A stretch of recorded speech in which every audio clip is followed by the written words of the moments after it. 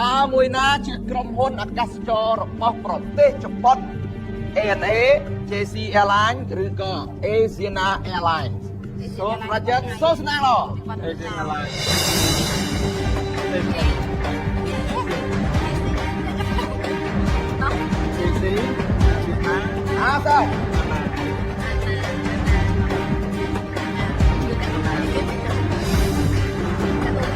sao xem chung nát sao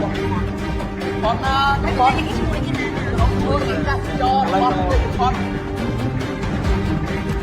vào cho con làm sao đây đi nữa cắt nhớ cho con một tí xí đây chứ mà do này con này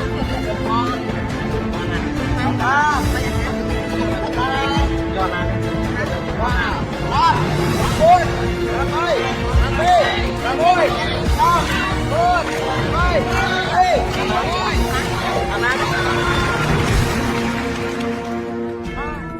sao họ lôi vô tặng tư nè mà nhận họ đọt nè trong nàn đi tao nói chết là salon trà nào phải thằng con thằng mấy phải gì thằng mấy nhung của nhung trong 30 điện mấy chợ ពួកឯងឃើញស៊ីស៊ីចឹងអាចចាត់ថា Japanese មុនចឹងណាអាចបដា JC ចា នឹង JC Japan Company Airlines ចា នេះមិនយកដាក់ប៉ុន្តែមានអារម្មណ៍ថាដូចជាអាណាដូចខ្ញុំដូចជាជប៉ុនមិនដឹងឬក៏វៀតណាមមិនដឹងខ្ញុំមិនច្បាស់ថា តែនេះបិទចោលវាស៊ីឡា Asiana Airlines បាត់ចោលមកAsiana ក៏មកមានស៊ីបាត់ស៊ី JC Airlines ថាស័កសម ហ្នឹងហើយ Japanese Company Airline ទៅដល់មែន Japan ចា Company Airlines ពេលវេលាក៏មានកំណត់យ៉ាងដល់យ៉ាងចិត្តហើយ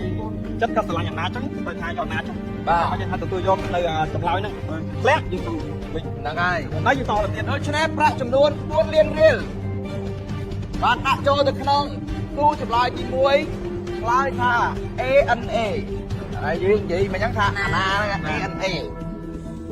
តើមួយណាជាក្រុមហ៊ុនអាកាសចររបស់ប្រទេសជប៉ុនសូមអ្នកទាំងពីរយកដៃបាទដាក់លើលុយ ទុកមកខ្ញុំតឡើងបានទេអ្នកទៅផ្ទះទៅបង ដាក់លើហ្នឹងបាទ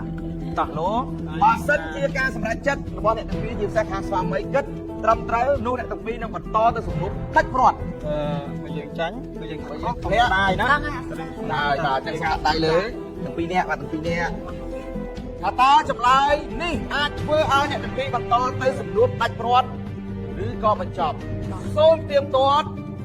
ដូចតទៅ